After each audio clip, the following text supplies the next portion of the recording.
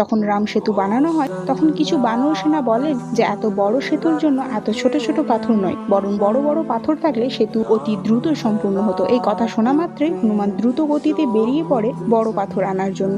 তারপর রাস্তায় গোবর্ধন পর্বতকে দেখে যখনই পর্বতকে ছুঁতে যান তখনই হনুমানের শরীর কিছুটা পাথরে পরিণত হয়। তারপর গোবর্ধন পর্বত রেগে গিয়ে বলেন, তুমি আমাকে কোন সাহসে ছো? হনুমান হাত জড়ো করে বলে, আমি আপনাকে ইচ্ছা করলে এক ঝটকায় তুলে নিতে পারতাম, কিন্তু আমি শ্রীরামের সেতু বন্ধনের জন্য আপনার কাছে সাহায্য চাইতে এসেছি।